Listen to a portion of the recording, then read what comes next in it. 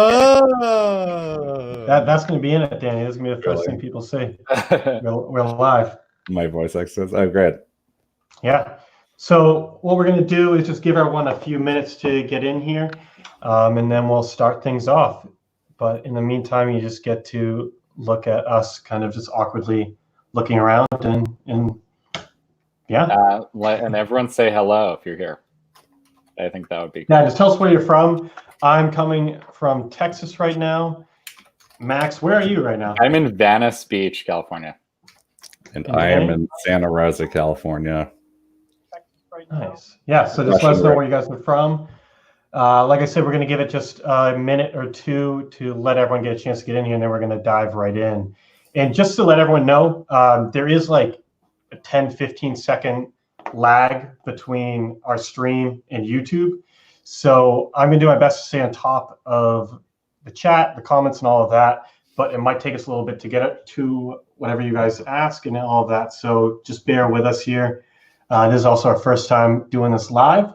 So I am probably going to make a whole lot of mistakes along the way. So please just bear with us. I'm sure Max and Danny will more than make up for it with some expert insights along the way. Danny's not so sure about that. No, certainly not. Too much pressure now, Andy.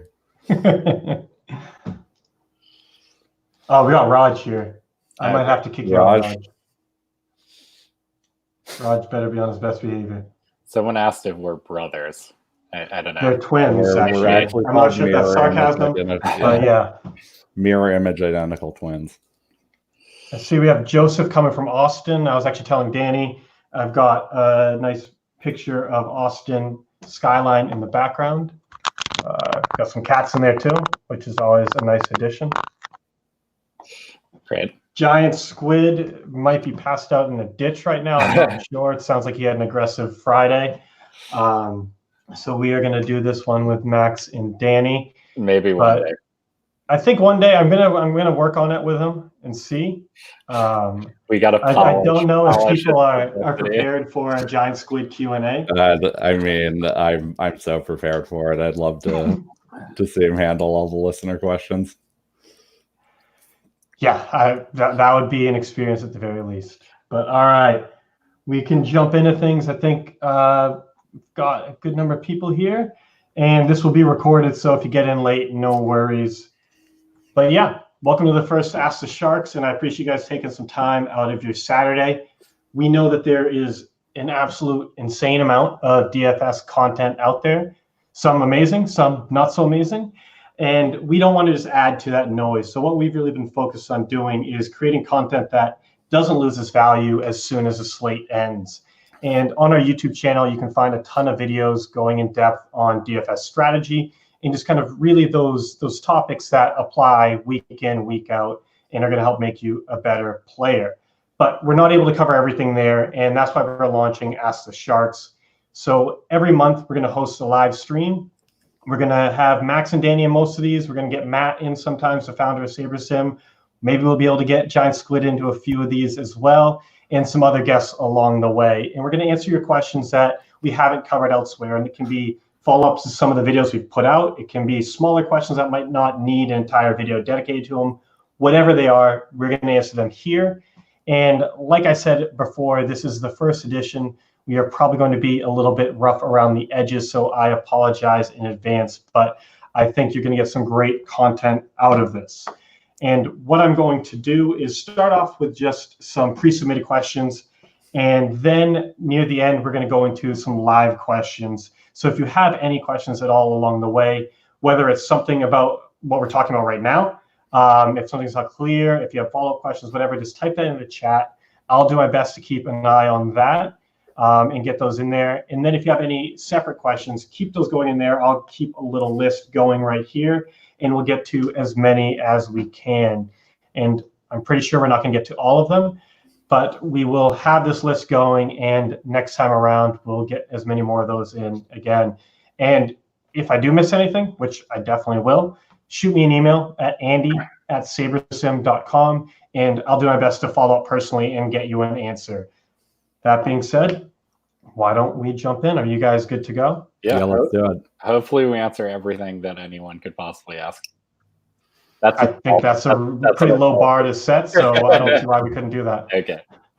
But so the first one is just, I think, a good one to start things off with, and it's just how should a new player, someone who's new to DFS, just getting started with things, how should they try to develop their DFS process? Because that's one of the things that everyone talks about is build your process, focus on the process, and this and that. But when you're just getting started out, it's not really even clear what that actually means. So if someone is committed to the game and does want to get better and really build out that process, how would you recommend that they do that? Yeah, I can take this one. I would say there's a couple of things that just come to mind immediately when you talk about this. I would say one is just reading up, like watching videos. We have a lot of videos with SaberSim on our YouTube channel, reading strategy. Just try to like find all the content you can and just eat up that content, because there's good information out there. There's obviously a lot of smart people who play daily fantasy, and the info is out there and you can always learn more and more. I've been playing daily fantasy for 5 or 6 years, and I still will read articles, or just when someone tweets something out who I follow, I'll read and try to learn something. I think also in that same vein is looking at, especially if you're entering contests that good players are in, maybe even single entry contests or cash games, look at those players' lineups. Look at the players who are entering like $1,000 heads up, $1,000 GPPs. Look at their lineups in these double ups or single entry GPPs and just see how they're different from yours, what players they're using that are unexpected, and think about why, because I think there's a lot you can just learn from those players. They're good. They're playing these high stakes for reasons. And I think obviously they're going to make some plays that you might not understand initially, but you possibly can learn something from. Yeah, I could follow up on that too. I think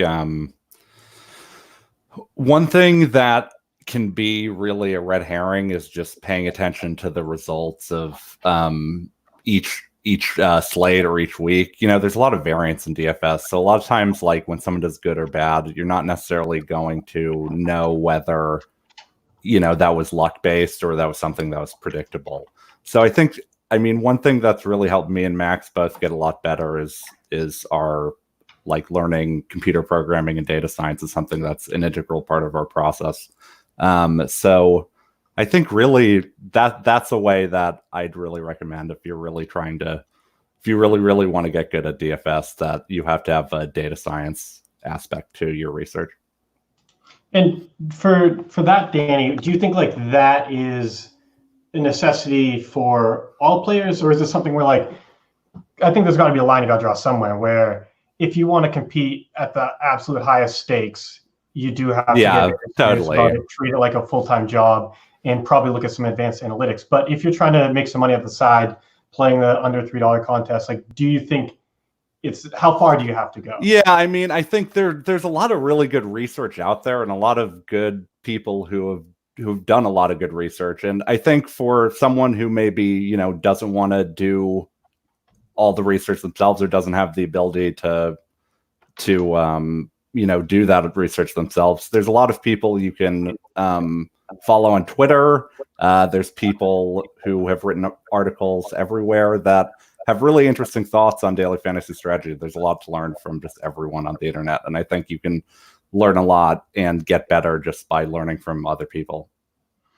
Yeah, I will just piggyback on this as well. As you don't really have to, in order to win a daily fantasy, especially if you're using a sophisticated lineup builder like we offer, like if you're taking advantage of correlation, you're taking advantage of upside, all you really need to focus on is getting better at projecting or getting better at doing ownership projections. And I think if you can focus on making sure that when you make an adjustment to SaberSim's baseline projection or ownership projection, you're adding value in some way, that's going to be a win. And if you have enough wins every slate when you're adjusting projections or ownership projection, that's going to make you a profitable player. And so if you can focus on where am I sure that I can add wins to these adjustments, I think you're going to do a lot better, right? And you're going to be profitable, especially on these low stakes contests or these single entry contests or so on and so forth. And I think that actually is a good way to kind of transition into the next question. And it's something that did come up in chat.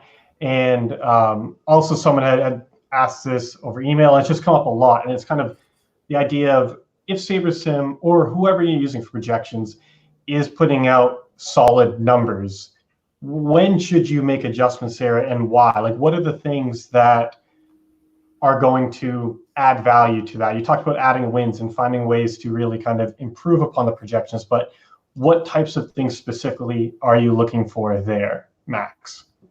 Yeah, so I would say anything that uses very advanced statistics or new statistics, SaberSim mostly works off of historical data. So if there's something new that is something that's like stats.nba, which uses cameras to get all these advanced statistics that we don't use, something that has to do with like expected points added, or complete, like there's someone who's named Ben Baldwin on Twitter who tweets out this completion percentage above expectation stat.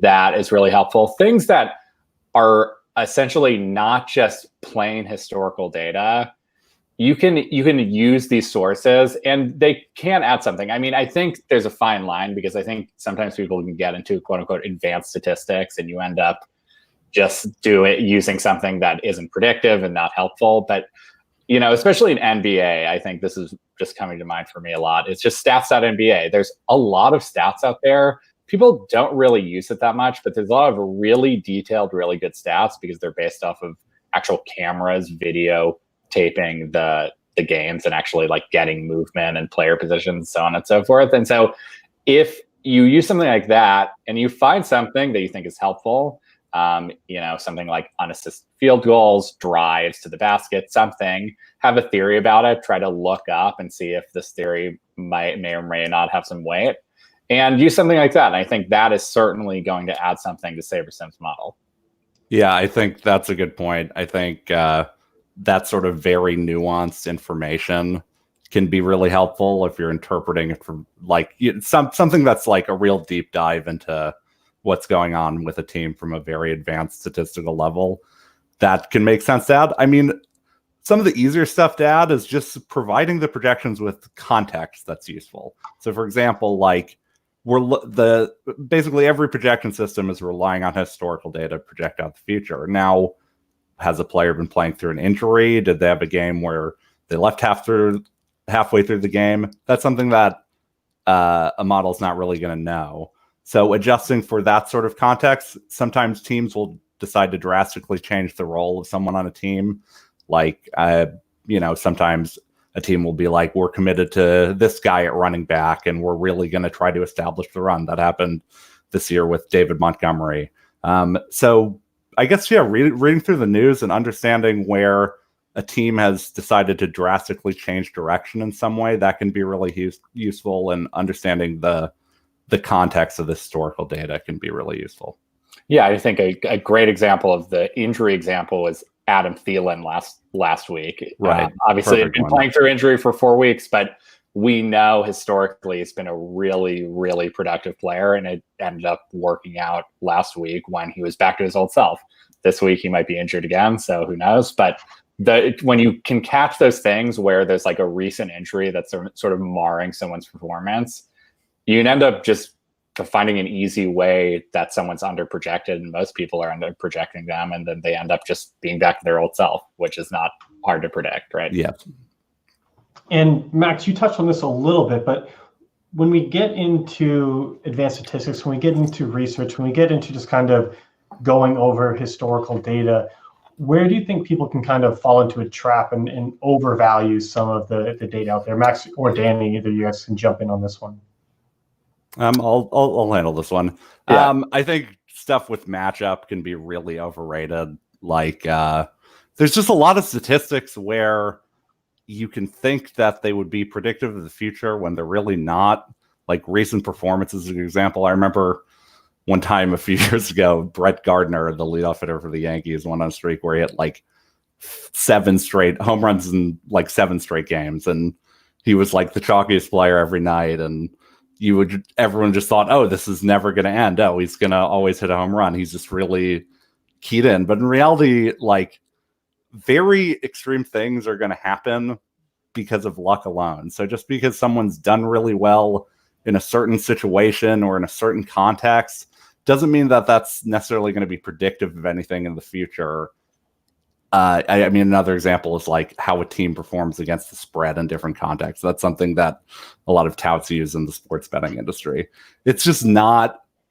It just extreme things happen, and those extreme things aren't necessarily going to be predictive of something extreme happening in the future. And another obvious example would be like steals in basketball. If someone has a 10 steal game, are they likely to have like a lot of steals next game? No, of course not, because steals are like the most unpredictable stat in all of basketball. You can't, they're very, very random. So don't pay attention to stats that are really, really noisy, basically.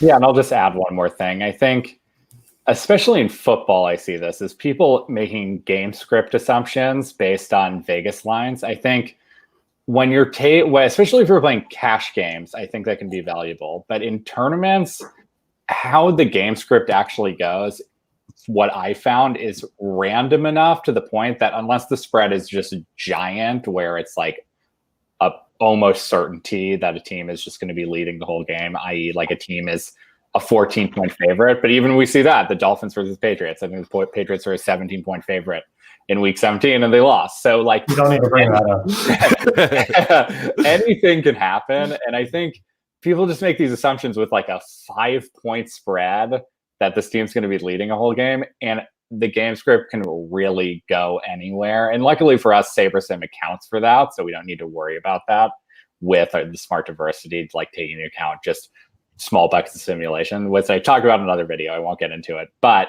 that's something that a lot of people, they try to like think, oh, how's this game going to go? How's this game, like they're 5-point favorites. This is just going to be a run heavy game. And it's like, no, that is not what's going to happen.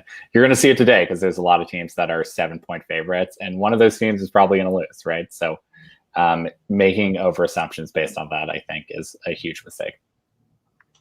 And this, I think, ties in pretty well to kind of the last question we have about just kind of building that new process. And it's saying, when there is so much noise out there, when there are so many statistics that aren't truly predictive or aren't predictive without a much larger sample size, how can you objectively judge whether or not your process is actually improving or not? Yeah, I think, it depends on the sport, right? Because you have to think about how much variance is in a sport. And I can just tell you, baseball is one of the higher variance sports. Football is a pretty high variance sport. Basketball is a low variance sport. So if it's something like basketball, which is, obviously going on, we're in the middle of the season right now. So that's something probably people want to hear about. But with basketball, you can actually look at the box scores and say, okay, I adjusted this person's projection because I thought he was going to do really well. And where obviously there's some variance in statistics there, like, if you adjusted it up, he should have got higher minutes than SaberSim expected, and he should have had higher production in terms of fantasy points per 36 or 36 minutes, or just to shoot ball or whatever you thought. It should basically happen, right? There's variance in outcomes as the person gets into foul trouble, they shoot poorly, but you should have an idea that, okay, this actually worked out. And sometimes that's not the case, but you can actually get a lot from what the actual results are. In baseball, you can't do that at all. Like, the results are so random, and we can use that to our advantage, right? Because we can stack some of the low-owned teams that have high upside, and that's going to benefit us. And I think with a sport like baseball, you have to think, okay, you have to actually theorize more. You have to say, okay, why do I think this is going to be the best stack? Think about what are sort of the under the radar stacks. Maybe try to think of what pitcher might struggle, look at weather stuff. I mean, we take this all into account, but sort of think about it that way and maybe make some adjustments to our ownership projections if you're using SaberSim and want to go that route. And then also just look at, again, what good players are doing and try to assess things that way. Because if you're doing something right, probably really good tournament players will be doing it with you, right? So I think those are the things you have to keep in mind. Hey, that's well said. I just wanted to add just a few things. One is, I think you're definitely right with what you're saying about basketball, but I just want to emphasize, if you're judging your process based on the results of like a slate in baseball, that's very, very wrong. It's so random that if you're saying, oh, you know what, this team did well and I had this thought about them, So that must be, and they had this factor in their favor. That must mean that this factor really matters. Yeah, terrible. That's not bias, yeah, exactly. It's not true. Whether someone performed well or badly in a baseball game is very dominated by luck. So it's kind of like poker. You kind of have to just have some theories about the game and sort of believe in yourself and your understanding of the game and whether something makes sense at a theoretical level, or you have to do some really high level research. And this actually makes me think of back to a question I was asked earlier in the chat. And it's just kind of assuming you do have faith in your process and long-term you have results to back it up, you understand kind of the theoretical underpinnings of it. How do you still deal with those downswings? Like, how do you deal with getting through the burnout of yet another slate where you're getting crushed? Without kind of second guessing yourself, even when you do feel like you have a solid process. Like, how do you navigate that kind of mental side of it when things aren't going your way? I mean, it's very difficult. It's really the answer. I've been gambling for a living for like 12 or 13 years, and it's never easy when you go on a downswing. But you have to keep things in perspective. Like, if you're doing a multi-entry GPP tournaments in daily fantasy, or you're gonna have times where you go on a downswing. It's just gonna happen like every year. So you have to not get to have your emotions get too wildly swingy on winning a whole lot and getting on winner's tilt and thinking you can predict everything perfectly, to losing a lot and thinking everything I do is wrong and I have no idea what I'm doing. I think there's a middle ground there, I guess, that you have to kind of keep perspective on. Yeah, and I think it's also easy. I mean, we used to play poker professionally. It's a lot easier than poker, because poker, you go on a downswing and you have to play. You have to really be like in the game and playing and make decisions on the fly, and that's really hard. I think the beauty of daily fantasy is there's always another day. You have time to prepare. You have time to like get yourself in a good mindset. And I think just make sure you're getting yourself into a good mindset every day, and you can always go on tilt and be really mad the night of, but just make sure that you're not mad 2 hours before lock and being emotional when you need to make good lineups, right? Yeah, no, and that's a really good point, because in poker, if you lose a huge hand, you're getting cards dealt immediately after that, and you have to make good decisions immediately afterwards. And if you're playing against the same player that just stacked you on a bad beat, you have to keep your emotions controlled. Whereas in DFS, there's a lag in between kind of results from one day and starting up the next, which doesn't necessarily make it easy, but it does give you more opportunities to control your emotions and kind of keep them in check there. Yeah. Shifting gears a bit, we don't want to make this all about SaberSim. We want to kind of share advice that applies regardless of the tools you use, even if you don't use tools, whatever it may be. We want to focus on things that help make you a better player. But one of the things that I did see asked a lot, or at least just by handling support, by talking with some of our players, I thought it'd be valuable to kind of talk about just kind of some of the mistakes people make when using SaberSim, and specifically when using SaberSim and coming from a traditional optimizer, what some of those common mistakes are. Because fundamentally, traditional optimizers and SaberSim function very differently, but it's not always easy to grasp. So I wanted to ask Max, I guess if you could kick it off, just what common mistakes do you see people make when switching to SaberSim from a more traditional optimizer? Yeah. So I get a lot of Twitter DMs about this, so I'm also acutely aware of this. So everything that we do with SaberSim is based on our simulation data, and it has to do with using correct slider settings. So we have our correlation slider, we have our ownership fade slider, and we have our smart diversity slider. And that's basically the complete key to our entire process.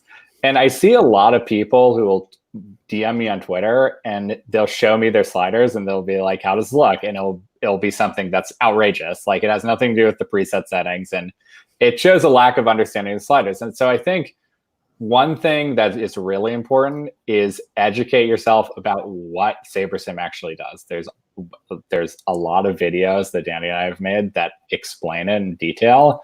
You can ask us on the Slack channel. You can, we're happy to answer any questions, especially Matt, who created this whole thing, knows it pretty well. So I think if you want to get better at using SaberSim, you have to understand what each slider does. Because once you have that understanding, I think you'll find actually that the build process becomes way easier, and you're not actually making as many adjustments post-build, which I think is another big mistake that I think a lot of people do, is they just try to control too much, right? As they try to set too many settings before they build. After they build, they're adjusting exposures too much. And the thing is all you should be worrying about is making correct projections, adjusting the projections so they're as correct as possible, and adjusting the ownership projections so they're as correct as possible. And if you do those two things well, and you understand our sliders and set them correctly, you're going to make really good lineups, especially in sports where correlation is very important, like NFL, hockey, baseball, etc. Like things where that's really important. You're going to make lineups that are certainly better than lineup optimizers out there, right? So focus on projection, ownership projection, understand the sliders, make sure they're set right to the right tournament that you're playing, and you should do pretty well. Yeah, I think I'm just adding to that, I think one mistake you can make is just not trusting the solver to do what's optimal. You shouldn't try to hack it to do what you want. You should trust it to do the right thing based on whatever projections you have. So don't if the solver's not getting someone that you really want to get, and you agree with his projection, but you feel like he should be in lineups, no, he shouldn't be in lineups. The solver knows better than you. You got to trust it a little bit. Yeah, and I think that kind of touches on a good point where it's not as though we're saying SaberSim is perfect. It's obviously not. No tool is going to be. And even though we're spending a ton of time and always will be improving it, you do have to kind of ask yourself, okay, what is the tool telling me? Because we're not functioning as a glorified spreadsheet, which optimizers basically are. We're actually considering things like upside. And so there is insight in what SaberSim will give you. And so if you, like you said, Danny, if you do agree with the projections, if you agree with the ownership, the point projection, but you disagree with the exposure that you're getting in your build, there's some disconnect there, because we're saying based on everything you've given us, this is how much you should get that person. And if you don't disagree with any of the variables going in, then you should really check that assumption. But again, that's why it always goes back to those projections, because that's where you do want to make adjustments and you do want to improve and build on what we've given you. But once everything is dialed in, it's not as though you just kind of set it and forget and don't make any changes from there. But you do want to kind of at least listen to what we might be trying to say. Right. I think using the post-build adjustment features that we offer should be making small changes, and we call it quality control, right?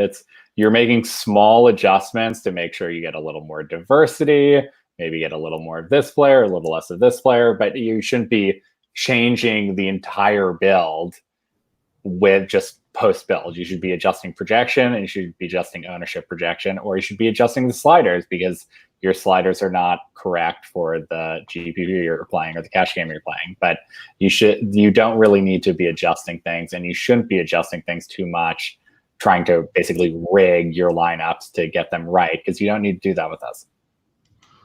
And I think from here, I just want to point out that on our YouTube channel, we do have a ton of videos from Max and Danny kind of digging into each of the sliders, digging into how to adjust them for the different sports, and just really going through the process of using SaberSim for the different sports, for the different contest types. And so check those out if you have more questions. If there's anything in any of that that it looks like we overlooked or missed, let me know, and I will personally follow up on that. But one thing I know we do need to improve on is our content on cash games. We just frankly don't really have any about that. And we've touched on a little bit in some of the slider videos, but I thought this would be a good opportunity to just kind of dive into cash game strategy a little bit more. And just kind of starting off a little bit broad, is just when going from GPPs to cash games, what what adjustments are you making to your approach? How are you changing the way you're kind of thinking about the entire process when you are approaching cash games? Yeah, I can take this one. Okay. I think, again, no matter what tournament you're playing, your focus is always on making the correct adjustments to projections and the correct adjustments to ownership projections. And the difference between cash games and GPPs is just what you're valuing, like how you're valuing correlation, how you're valuing upside, how you're valuing ownership fade, right? So with cash games, you actually want your players to be reverse correlated. If you don't want to go that route, because that is actually going to sacrifice some projection in that way in order to get that. Can you just explain a little bit, Max, on what that actually means? So what does it mean to say you want reverse correlated players? Yeah, so you basically want your play. I mean, so the goal of a cash game is so a cash game is head-to-head, 50-50, or double up, right? So in head-to-head, you're trying to just beat one person's lineup.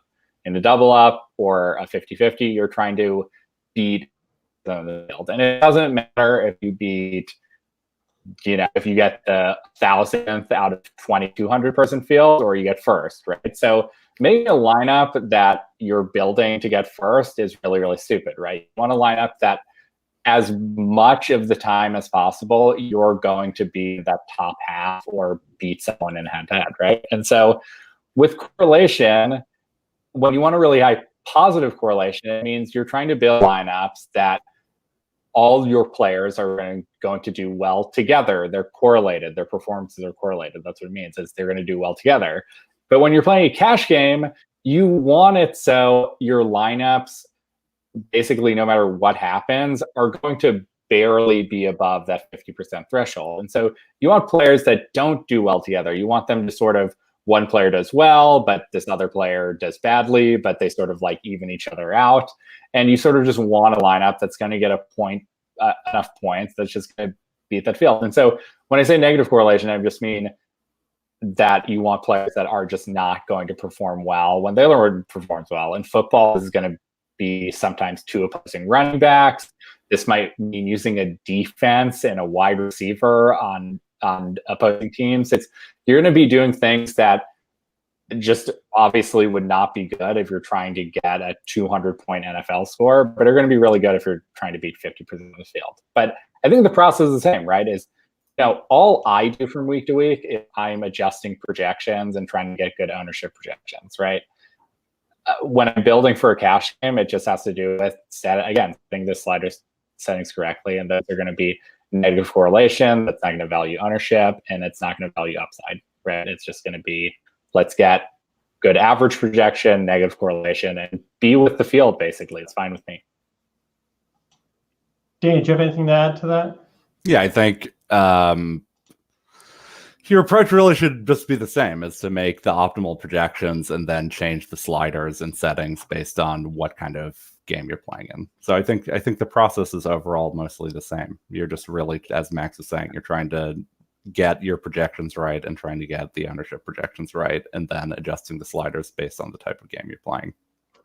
And then does this apply, like, do you guys treat all cash the same? Is it, if you're playing a head-to-head, if you're playing a 10-person 50-50, if you're playing one of the big 50-50s that has multi-entry, like, are you playing all of those roughly the same way, like with the literal same lineup? Are you building lineups differently? Are you putting different lineups in? Just like, how do you think about the different cash contest types?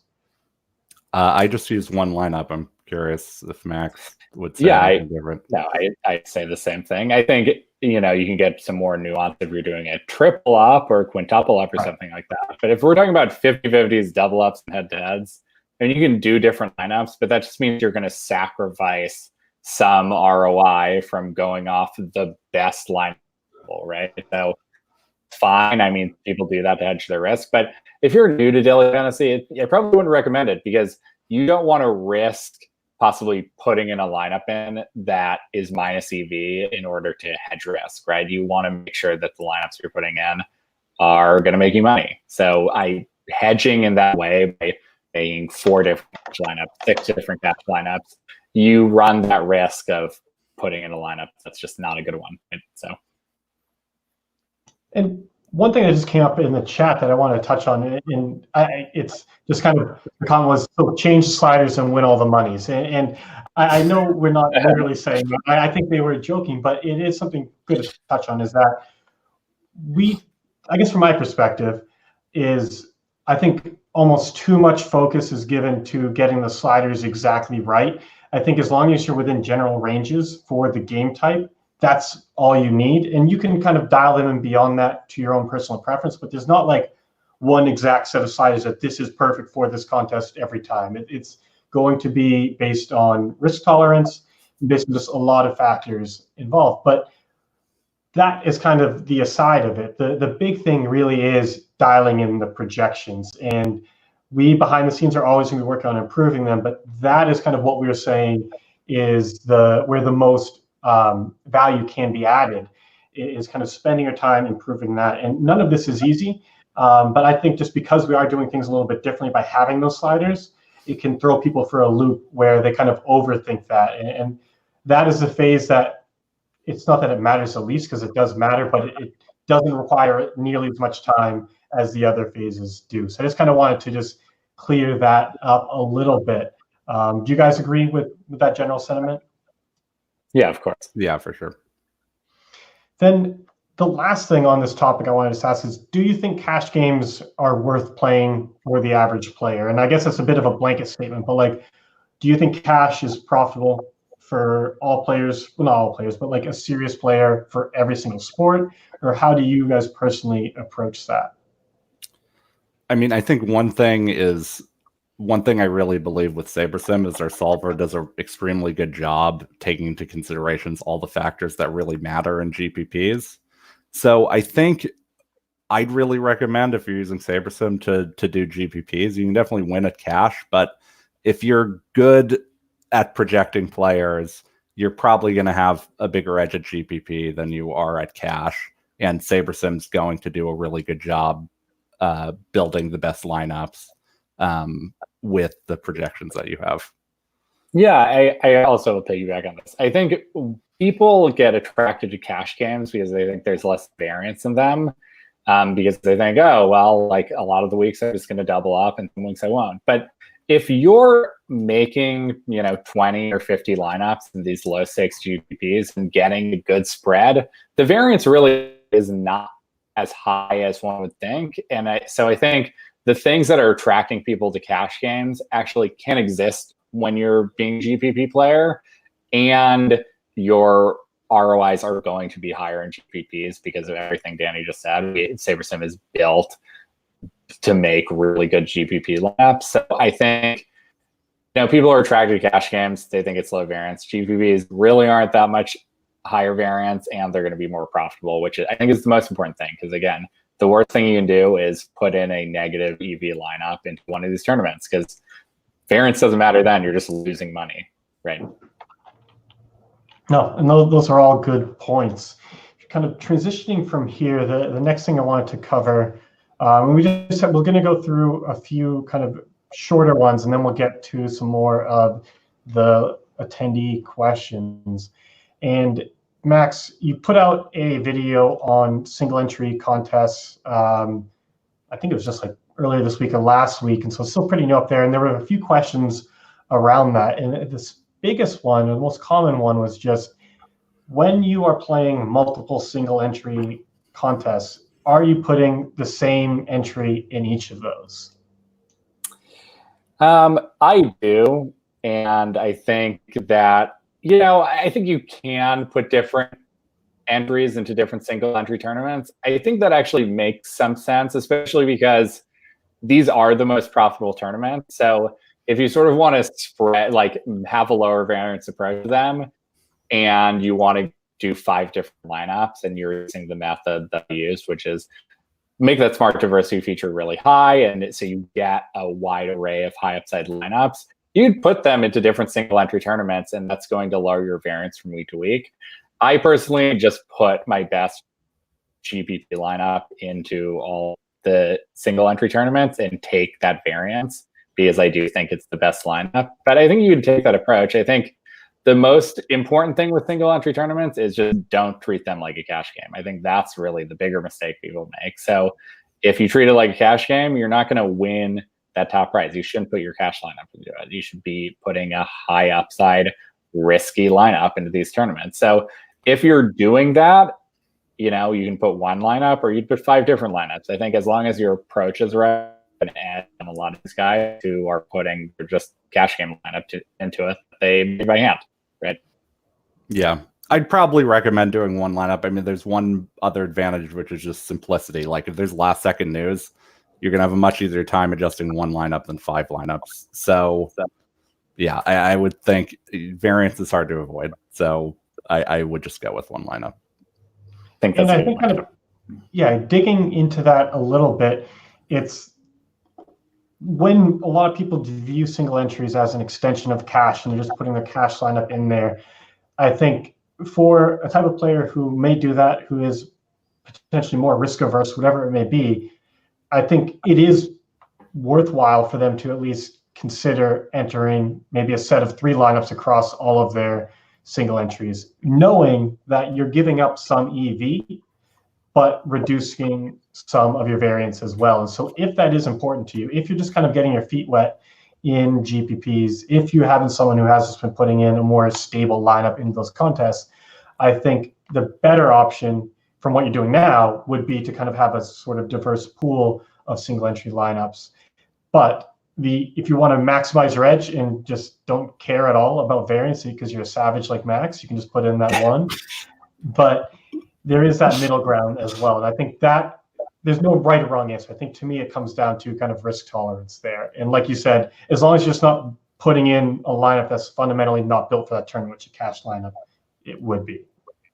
Yeah, I mean, I think it's not a bad idea. I mean, there's definitely bad questions that we get where it's like, should I, you know, fade complete ownership when I play cash games? It's like, no, you shouldn't do that. But this is actually something that you could do. And I think Danny's simplicity thing is underrated. Yeah, but I mean, Andy makes a good point, which is basically, you know, if there's a small trade-off, like sometimes I'll have 2 guys projected almost exactly the same, and they're the exact same salary and play the exact same position. Like, in that case, maybe it's good to use 2 lineups instead of 1 and just put 1 of each in. You know, that's a situation where you're not actually lowering your EV at all, but you're hedging your risk a little bit, which I think is good. Yeah. And then kind of going from this, I think a logical place to go next is there's a user question from Dan, who is our only member in the 100K level of the winner's circle other than Julian and Danny. Wow. So that's a great accomplishment on its own. But his question was just, if in multiple 20 max contests, is it going to be the same 20 lineups? And I have an idea of where you might go with this one, but I'm just curious what you guys think about this. Like, does that logic apply of saying, I guess, is the EV difference bigger as you start getting more lineups in when you start diversifying, if that makes sense? Like let me phrase this better. Okay, I don't understand. So maybe. Well, what I'm saying is that the EV difference between the top lineup and the top 2 or top 3, maybe even top 5, is probably not massive. They're all should be plus EV. So if you add in a few others to diversify, the kind of insurance cost is much lower than just putting the top one. But as you go wider, is that still the case? Like if you add a 20 max contest, should you put in a separate set of 20 in each of them, or how do you think about that? Yeah, I mean, it's sort of similar to the single entry thing, except you're adding way more complexity. And what you just touched on before, where you're implying, is basically the difference between the best lineup or the 20th lineup and the 40th lineup that you can build is going to be a lot more than the, you know, first and second, right? So obviously, if you had to make 150 lineups, there'd be a huge EV difference between your best lineup and your 150th best lineup, right? So doing that is you're going to be sacrificing even more EV, and I'm going to harp on this again, is you do not want to put in a negative value lineup to hedge variance. That is a not smart thing to do. It's going to lose you money. And you also want to make things simple. It's simple. It's very simple, especially in DraftKings, where you can get value late, especially on this 4-game late that's coming up. by taking advantage of swapping later. If you just have to manage a few lineups, it's much easier. So simplicity is a lot better, and you also just don't want to sacrifice that much making 2 different sets of 20 lineups. I think that's probably a bad strategy. And I guess one perspective I'm thinking about here is that with a traditional optimizer, the top lineups are going to be very similar. And so I think if you're using one of those tools, there is some merit to saying, okay, I'm going to build 150 lineups, and I will randomly select 20 from these to put in 120 max contest, and then randomly select 20 to put in another, because the rankings can skew so much. And I think a lot of those questions come from that kind of background. And in that case, it's not necessarily optimal to do that, but it's like I can see the justification for it. And it might be kind of like a hack to get better diversification than an optimizer might give you. But with a tool like SaberSim that is incorporating diversity into your lineups and is ranking them based on upside, I would just say that it becomes less important, and you start giving up more and more as you go down the rankings of strength of lineups. Right. And I think also with the way we diversify your lineups, which is sort of what you're touching on, if you use smart diversity and set the setting really high so you get a diverse array of lineups, you actually can sometimes be helping your EV, because it is based, especially in GPPs, it is based on our actual simulations. And if you set really high, it can be based on 1 or 2 simulations. And this is actual like real thing that might happen on a given slate, right? So the way we diversify doesn't actually really sacrifice that much. It can actually make your lineups a little better, which obviously you're not going to get with the lineup optimizer, which is just saying make 4 unique players, but 4 unique players here, or do something. I'm not sure what some of them do, but because of the way our diversifier works, that it actually takes into account upside and actual what might happen on a given slate, it can make your lineups better. So if you're entering 20 lineups and you want a lawless variance, just set the diversity slider to very, very high, and you'll have a good set of pretty diverse 20-something lineups, and I think you'll be very happy with them. And I could see this, and tell me if I'm just being a complete fish, which is very possible, but like 4 showdowns where I will crank smart diversity all the way up. So that's building lineups based on this. Each lineup has its own single simulation that's using projections from.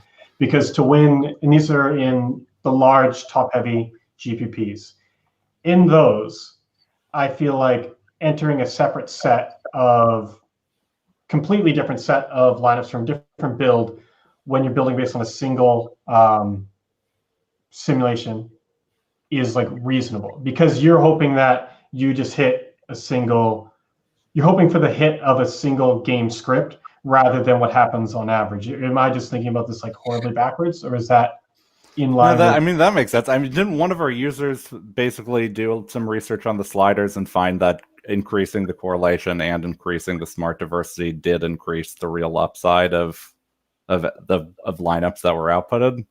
Will did some research on that. I'll have to ping him to bring it back up specifically. But yeah, it did seem like there was a strong connection there. Yeah, I think what you're saying makes sense, though. I mean, just using high smart diversity and picking lineups that the simulator said in a specific game script or a certain outcome of the game did the best, I think that does make sense. I don't know. It's tough. I think in general, I tend to err on the side of using a lot of smart diversity and a lot of correlation at least a lot of smart diversity because we're using the real simulations and we're using simulations and looking at what the actual best lineups were in like single simulations. And I think that is really useful.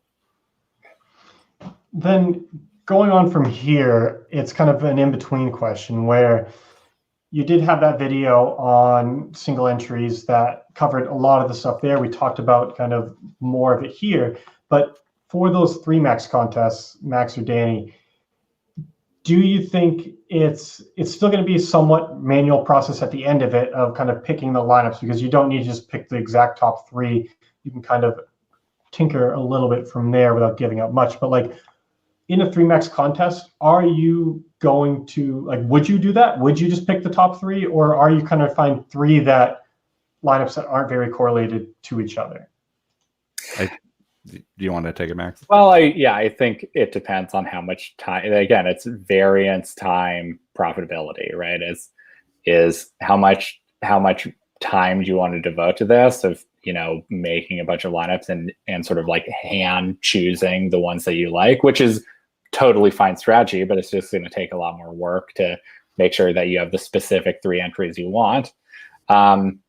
Or you can just set smart diversity very high and just trust that the lineup builder is going to make a diverse array of lineups. Make sure that it's high enough that you get 3 different QBs, things like that. I mean, I think in general, I usually don't worry too much about like really managing all my contest entries so they're spread out a lot, and like that I have the perfect 3 entries for a 3-max contest, and I have the perfect 5 for a 5-max, and the perfect 20 for a 20. I trust that the SaberSim builder is building me 3 good lineups, 5 good lineups, 20 good lineups, right? And I think, a lot of people get really micromanagey in a way that doesn't really add value. So I think personally for me, I just, the SaberSim builder builds the lineups. I'm saying the same things over and over again, but I'll just say it again. I'm working on projections. I'm working on ownership projections. SaberSim builder is doing the rest. I set the sliders to the settings I want depending on the contest, and that's all I do, right? So I think micromanaging, can feel rewarding when it works. It can feel terrible when it doesn't work. But in general, you can't manage your way to the perfect lineup. You just have to have some trust. And I think you can trust the lineup builder to make you quite good lineups, especially for these 3 and 5 max and 20 entry max contests. Yeah, I think kind of elaborating on that a little bit, I guess, or kind of going in a different direction, it seems like we could also say that the more lineups you're entering in a contest, the more cost there is to tinkering. Yeah. If you start with a base from a lineup optimizer, from SaberSim, whatever, your top few lineups are all going to be like very solid. And if you choose the number 2 instead of number 1, number 3 instead of number 1, whatever, like you're probably not giving up too much. As you start entering more lineups in a contest and start kind of picking from all over the board, the risk that you're swapping out a plus EV lineup for a minus EV, or just giving up a lot of EV between the lineups, gets substantially higher. So it's kind of just, as you put in more and more lineups, you just want to be careful about the micromanaging, because the costs get a lot higher and you can realize those a lot faster. Is that fair to say? Yeah, that makes sense. Yeah, I think, another thing is just with like basketball, for example, like if you should be paying attention to the last second news, and if there is any, and to be prepared for that. I mean, a lot of times I make my lineups with like 5 minutes before lock. So, there's not time really to micromanage if you're paying attention to all the injury news. Yeah. And on that topic of basketball, it's something we hear people ask about all the time. And it's just, when do you know if it's good chalk or bad chalk? When is it time to kind of eat the chalk or fade the chalk? Like, how do you guys evaluate when to, I guess, pay attention to ownership and when to ignore it? Yeah. So I think we can talk about the underlying concept between why to fade the chalk or play chalk, right? The underlying concept is the chalk worth it? Is the chalk is getting a certain amount of high ownership, and is this player projected high enough, then will not fail enough where this is worth it, right? And so there's reasons why this might happen. Maybe this player is higher variance than people think, right? They might be a high projected player, but they actually fail quite a bit of the time, right? They have high upside and they have high downside. And when a player is really chalky, you can kind of think about it in reverse. If the player has high enough downside, then they're going to fail enough where it's not worth it, right? Or if they're not projected high enough, where there's not a big enough difference between this player and a player that's, just a couple points projected lower, but is going to garner way lower ownership, you're going to want to fade the chalk, right? But if that player is just way higher projected than everyone else, you're going to want to play it. But with regards to, if you're using SaberSim, all you have to do is project the players right, project the ownership right, use the ownership fade slider, decide how much you want to consider fading ownership, and then let the builder do it, and it's going to make the decision for you. But the underlying factors with that is, does this player have a lot of downside? Is he not actually as good as this other low-owned possibility? And then that's all basically SaberSim is considering. Yeah, I just want to be clear. For cash games, you shouldn't want to avoid high ownership. In fact, you may want to lean into high ownership a little bit. So this is just specifically for GPPs because they're top heavy. So you want to take a higher variance approach. So fading the chalk can sometimes be good, and for exactly the reasons Max said. And I think SaberSim really takes this into consideration well. And if you're playing like a high stakes multi-entry GPP where ownerships are going to be really concentrated, you may want to fade ownership a lot. But if you're doing, a contest under $3 or something that is going to have a lot of beginners in it, then maybe don't take ownership fade that much into consideration. Yep. And one of the other fundamental things that you guys touched on a little bit, but I want to emphasize is the underlying variance of the player. Because in baseball, if you had a batter who's projected to be owned like 60%, it probably almost never makes sense to take that batter. Yeah. Whereas for a pitcher, it's a little bit different because just inherently the variance of those positions, of those players, is going to be different. Because if you had someone who was very highly owned, but knew with true certainty that this is the score they're going to get, that's much different than saying this guy has a ton of upside, but they only get it 10% of the time, 20% of the time, whatever it may be. And I think it's kind of understanding those trade-offs are very different for different sports. It's like in basketball, some of the starters are going to get a certain amount of minutes with a very high certainty, and you can expect a certain amount of performance. There's a range in there, but that kind of the band of uncertainty is much smaller for them. Whereas someone coming off the bench or someone who's could be potentially injured, someone where there's more uncertainty around the minutes, around performance, all those things, the more uncertainty there is, the more willing, I guess, you should be to fade. Does that seem like a good summary as well?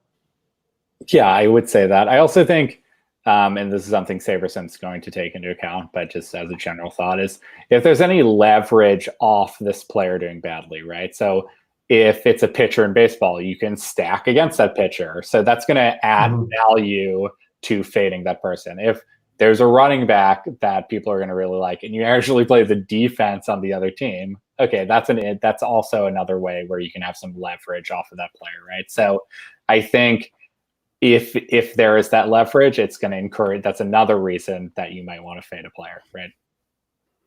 Yeah.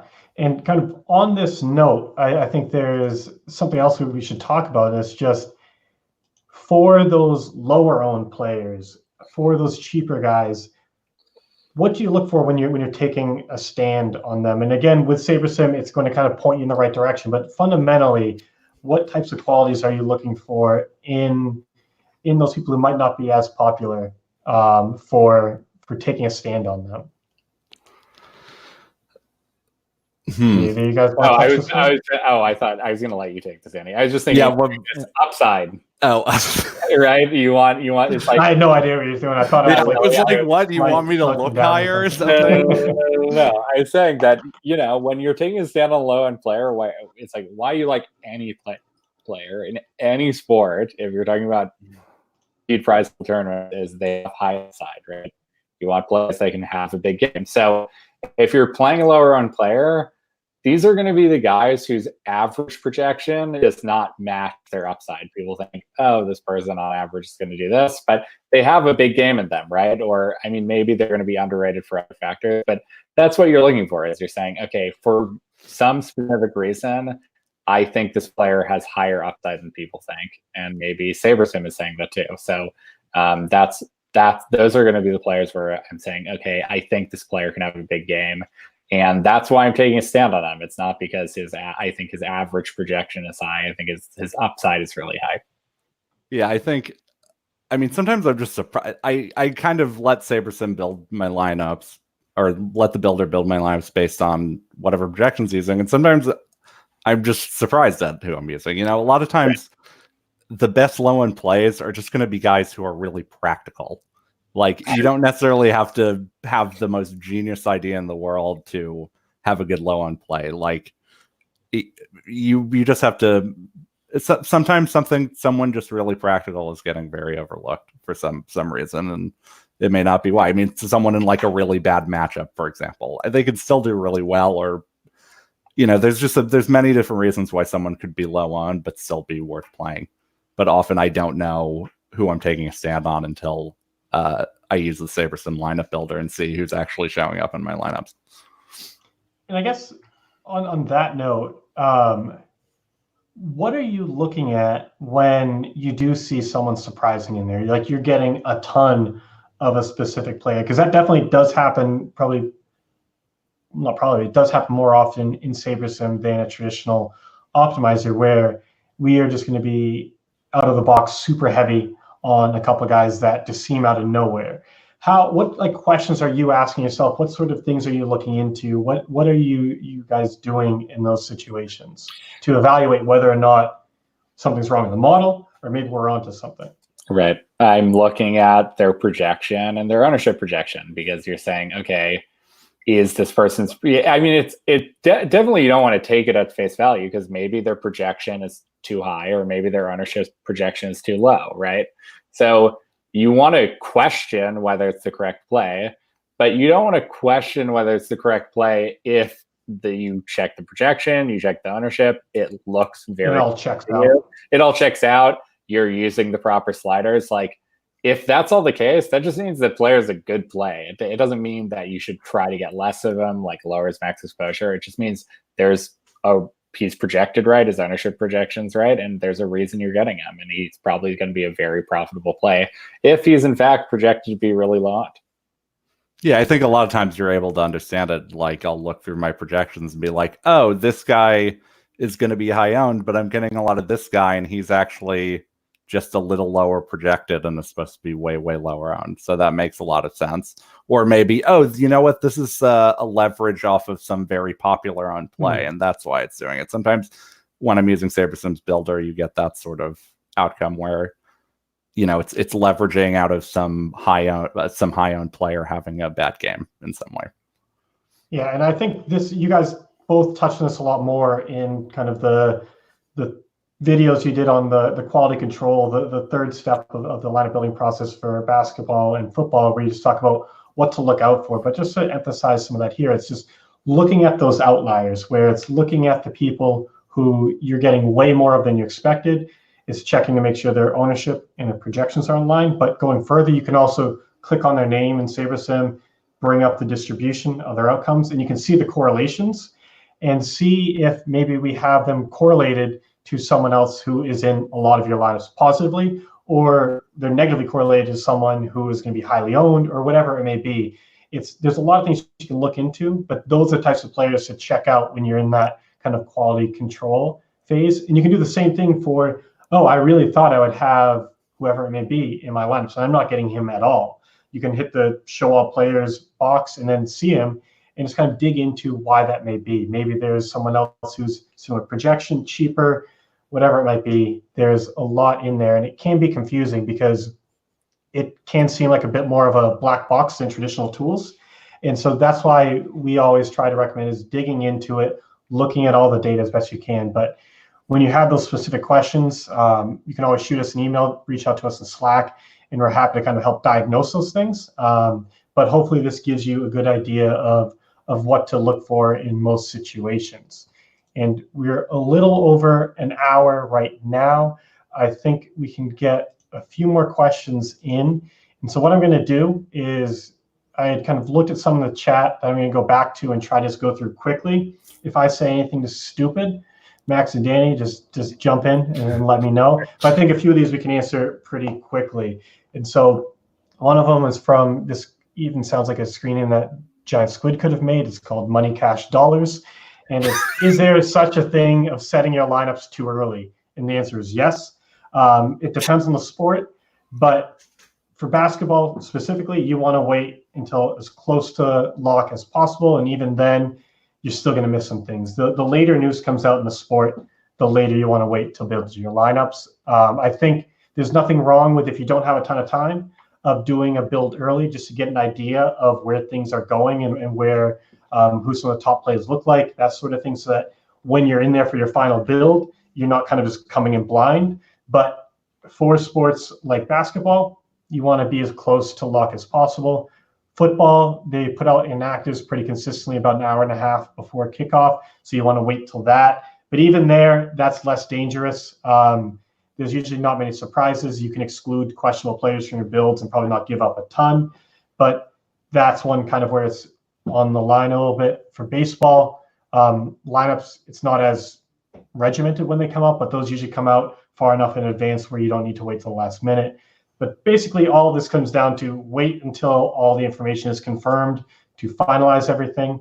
But there's no harm in getting there early just to see where things are shaking out. Does that seem reasonable? No, really well said. I think another advantage to doing, I think if you're going to prioritize time to do lineups, I definitely try like an hour before lock or in that window. There will, if you play DFS a lot like I do, there's been like 3 or 4 times where I've had complete mistakes where I forgot to put in lineups or something, or forgot to do a swap and just had totally dead lineups. So there's no harm in doing like an early swap or getting some good lineups in early just to play it safe, just in case something terrible happens and you're not able to swap in time. Getting something in early is always a good idea, but you should also try to get a final run in like within an hour of lock at least, or with basketball like 15 minutes before lock. But yeah, with baseball and football, like an hour out, you should be fine. And I'll try not to go on too much of a rant here, but the short of it is just do not do dummy lineups. Like when you're reserving your entries, if you want to do a single entry for that and just put it in 150 times, whatever, just get your lineups in there, that's fine. But immediately after you do that, do a quick build with an optimizer, with SaberSim, whatever, just something, so that if the internet goes out, if something happens with our site, with another site, whatever it may be, you're not completely screwed and running a train of whoever it is and leaving $20,000 in salary on the table. Like, get in some build early if you are reserving lineups, because that is probably the most costly thing you can do. And I think that might have just made Max remember some bad times. I think Max's computer is running very low on battery, and he's desperately trying to make it so it doesn't shut down. That's fine. So then going on to the next ones, I'll go through this quickly. Okay. Anthony asked, should sliders be adjusted based on the number of your entries? And I think generally speaking, no. There are a lot of factors that are involved in setting your sliders. And there could be some arguments for like slightly tweaking them, specifically ownership fade, because a single entry contest is going to have different ownership than 150 max contest. But generally speaking, you want to approach the contest by looking at the size of the slate, the prize pool, those types of things, without stressing too much about how many entries you're putting in, because that will just have a pretty minimal impact. The next is, let's see. Okay, Chris asked a similar question about that with single entries, and it's again, the slider settings, don't worry about too much about the number of entries you're putting in, worry about those other factors. Let's see. And if you guys have any others, just keep putting them in the chat and I'll try to get to them. Someone asked, when you adjust exposures or ownership, how does that, yeah, okay. If you adjust ownership, would that change the Saber score when rerunning? Yes. And this is an important thing to touch on, is Saber score in general. Frankly, it works a little bit confusingly right now, and we do plan to kind of reevaluate how it works. But right now, you don't want to use Saber score to evaluate or compare lineups made in separate builds. It's meant to work relatively within one build and to rank those lineups given those settings. But you don't want to run multiple builds with different settings and then say, well, this lineup has a higher Saber score in this build than this other one in a separate build. It just doesn't translate properly that way. So just keep that in mind. Another question was just, how does the user editable ownership number affect the build? Is that a target? And so I guess the ownership projections, all those are saying is just, this is how many lineups in a tournament we expect to have this specific player. And so if you change those yourself, we're going to use your numbers when calculating all of your lineups rather than ours. You don't need to change all of them. You can change just a few, and we'll only use the numbers that you change, and we'll use ours for the others. We also recently added blank ownerships to the sports that we haven't yet built out our ownership models, specifically hockey, and then I believe like Yahoo in fantasy draft for basketball. In other sports where we're still working on those models, and that will let you upload your own ownership projections while we build out and kind of perfect our own models. I think I just want to add that also adds like people get obsessed with adjusting projections. Adjusting ownership projections does add value. If we have an ownership projection and it's like James Harden 30%, and you're like, I am looking at everyone and their others playing James Harden, he's going to be 50% owned, and you change that number, that adds value to the lineup builder, because now the ownership is more accurate and means we're going to give you more profitable builds based on accurate numbers. That's a way you can definitely add value. Yeah, for sure. Sorry, hijack, but yeah, that point. We've got another one is, which Rolex do I get when I win the $1 million today? And that'll be the Rolex Milgauss. It's a beautiful watch. Max, have you made any progress on picking out your Rolex? Not yet. Reason? Okay. Not yet. I went to a store yesterday. Okay. Well, I'm excited to see the pictures of that. I really like the date. It's my favorite. Okay, so we got another question is, when you're adjusting projections and ownership, should I adjust a few players for point guard and center, or the entire player position? If so, how much should you adjust them by? And I think for a question like this, there's no hard and fast rules for who you should adjust, how you should adjust them. It really comes down to finding spots where you think the model isn't picking up on it. And I think in most cases, it will be on a more individual player basis rather than on an entire position. I don't think there's that big of flaws in the models where we're just completely messing up the projection on a specific position. But on a micro level, on an individual player and specific circumstances, there are definitely things we can improve on there. So focus on the player level. Check out the videos that Max and Danny put out for adjusting projections for NBA. Those are all on our YouTube channel. But I think that is about it. There's more we would have loved to cover. I'm sure I missed some questions, and I apologize. I've been keeping track of them. I've been building a list for the next time around. And so again, if you guys have anything else to ask, shoot me an email at andy@sabersim.com, and I will add that to the list. Or if we have information on it right now, I'll just get you the answer when I can. But I hope you guys found this valuable. And hopefully you'll be around for the next time. And if you want to try SaberSim, we do have a 3-day free trial over at sabersim.com, so check that out. But guys, we really do appreciate it. Good luck on the Saturday slate today, and thanks again. Thank you, everyone. See ya. Thanks, everyone. All right, see you guys.